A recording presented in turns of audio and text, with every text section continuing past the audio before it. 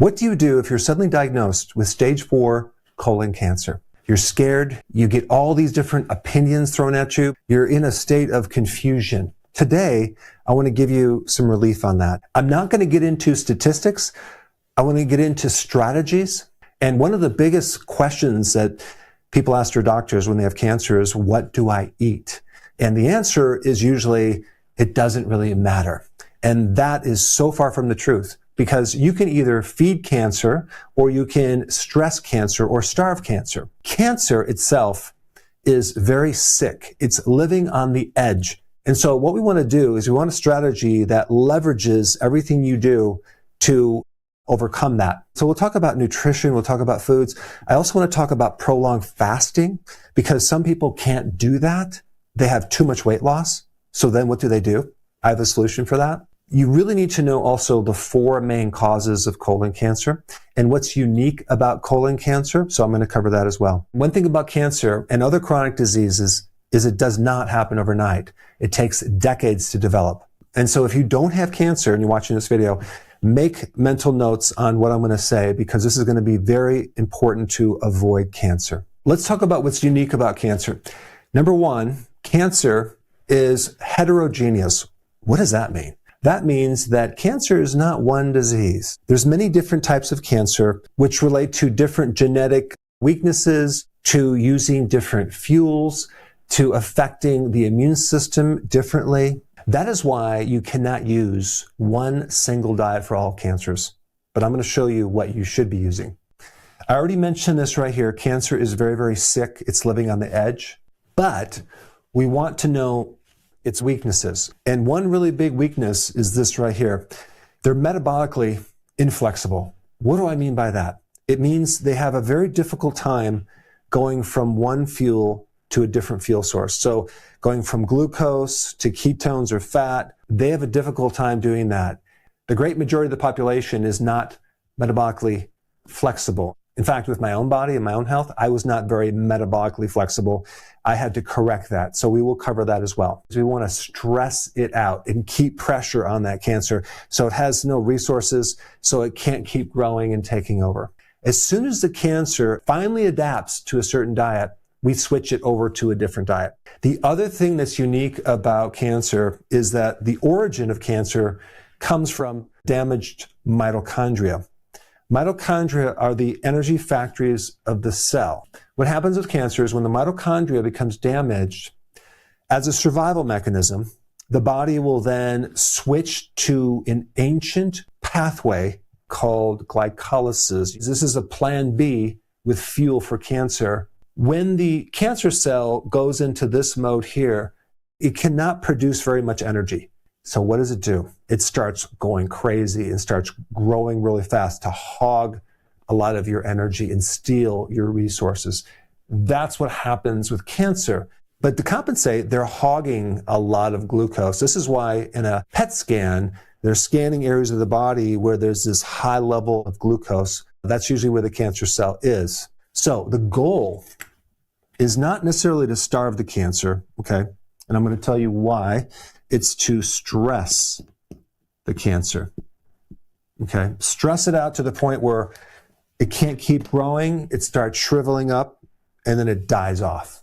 This is why we're going to rotate the diets, and also I highly recommend you do many things at once to deal with this cancer, not just one single thing. Whether you decide to do chemo, radiation, or not, I'm not here to tell you what to do. I'm just giving you additional data, because with cancer, it's desperate and it will do all sorts of things to overcome the barriers. Even when you get chemo or radiation therapy, you'll usually kill the majority of cancer, but the cancer cells that don't die become stronger and they can come back.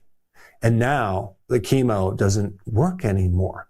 So now let's cover, where does cancer actually come from? Number 1, chronic insulin resistance. This is why a diabetic, for example, is more at risk for cancer than other types of conditions, because of this insulin resistance, where the body can't really absorb insulin. So the pancreas makes more initially, and it starts making more and more. So all this extra insulin acts like a growth factor. It can make things grow, like tumors. When you have insulin resistance, this is where you get metabolic inflexibility. And also on the flip side, if you want to correct metabolic inflexibility, you have to correct insulin resistance.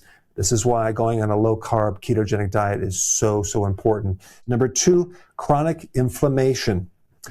Cancer travels or migrates into areas of inflammation. Inflammation is a state where you don't have much oxygen.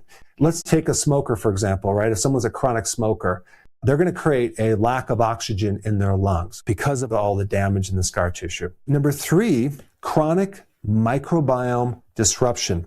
If someone has a history of damage in the microbiome from junk foods, antibiotics, they're going to be more susceptible to getting cancer because the microbes really protect you against cancer in many different ways, which I'm going to cover a little bit of that in this presentation as well in a bit. And then we have number 4, chronic toxicity. Now this could be alcohol, it could be smoking, pesticides, insecticides, herbicides, fungicides.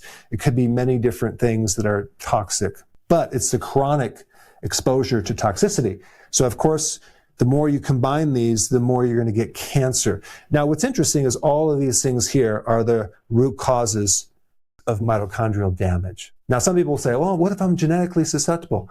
Yeah, you might be, but it also takes environmental things to push it over the edge. Just because you have a genetic weakness does not mean you're going to get cancer. I want to just talk a little bit about the colon for a second. Colon cells, okay? Because colon cells are very unique in that they will get their fuel from something called butyrate. And butyrate is a chemical that comes from a microbe eating fiber. And then they produce this chemical called butyrate, and that's like the primary fuel for the colon cell. And so butyrate strengthens the lining, it helps feed the colon, it's anti-inflammatory. And this is where people get, oh, you need to consume more fiber to prevent cancer. But there's a paradox here, okay? Fiber can also make things worse. Fiber can actually inflame your colon. Fiber can make you bloated. And this is why people that get bloating and SIBO, it's called, small intestinal bacterial overgrowth, do very well with the carnivore diet, which is like no fiber, no plants, no nuts, no beans, no grains, anything, okay? If you had a history of antibiotics starting as a child, or maybe you were never breastfed, so you didn't have those normal microbes from the mother, that can be a problem later in life because now the microbes are not balanced in a way to deal with the fiber. And a lot of people, they don't have the microbes to even break down the fiber. So this is why you can have two people eat the exact same thing. One person feels like they're pregnant, the other person is just fine. It's all about the microbes and what microbes you have and where those microbes are located. And I have a lot of videos on that topic, and I will put some links down below. Now, the one thing you need to know, the worse the cancer is as far as prognosis, the more you need to do, it's called prolonged fasting, because prolonged fasting gives the cancer cells no fuel and a lot of stress. And I've had people do it up to like even 30 to 40 days and actually get rid of their cancer. So what can you do? The fasting mimicking diet. It mimics fasting as far as the results because you are consuming some calories, between 700 to a little bit over 1,000 calories a day, but you're going low protein, low carb, and low fat. If you don't have cancer, you should start doing smaller prolonged fasting cycles, whether it's 3 days or 5 days, every so often, because that's one of the most powerful things to kill cancer. Cancer cannot live in a fasting state. A couple other really important things to add to the mix are high doses of vitamin D3, minimally 30,000 IUs of vitamin D3. But vitamin D is the most important nutrient for your immune system. It's also going to help support the mitochondria.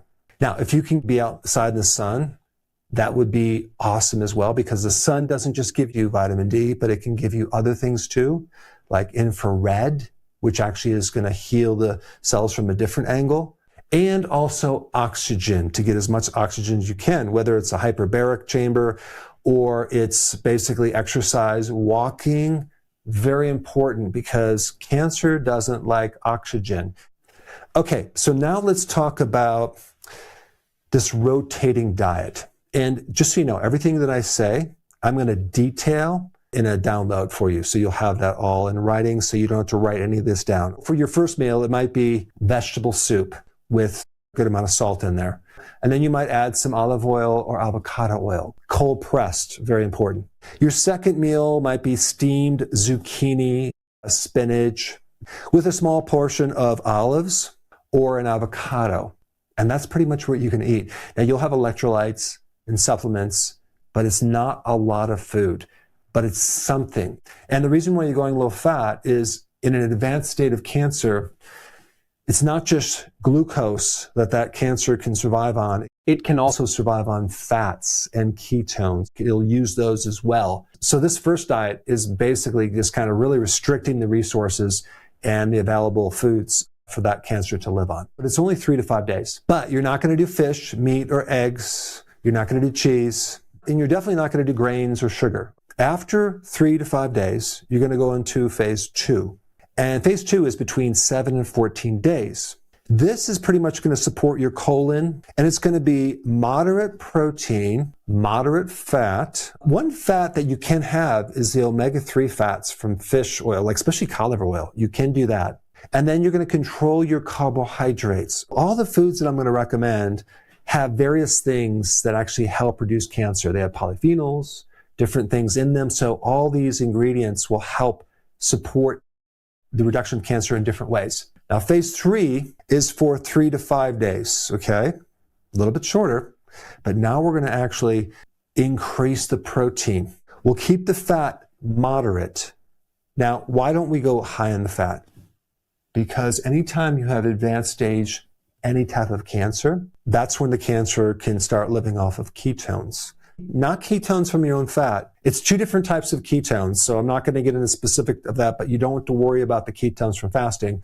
You just have to worry about going too high with the fat. So now we're getting into 6 to 8 ounces and then moderate protein, and we're going to go low carb. So what's going to happen? The cancer is going to start to want to adapt to that, but we're going to then switch it after 3 to 5 days. So we're just going to take these 3 things and keep rotating them and not give the cancer a chance to adapt. That's what the strategy is. Some key nutrients: vitamin D3, zinc, omega-3 fatty acids, polyphenols, turmeric, cruciferous vegetables, herbs and spices are good. Green tea is going to be very important.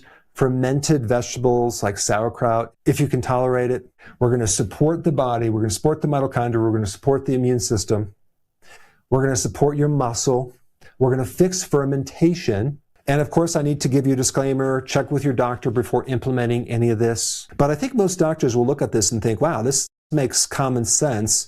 I don't see anything that would interfere with whatever treatment they're giving you. I have a free download that I want to give to you. This free download is my daily routine in a checklist. This is a routine that I use every day to feel like I'm 18 years old, even though I'm 60 years old, and I want to give it to you for free. And so there's a little link down below. Click it and definitely download that. Now, for those of you that have cancer or don't have cancer, the $1,000,000 question is, how do you fix this right here, which is probably one of the most common things that people have that create the most problems: chronic insulin resistance.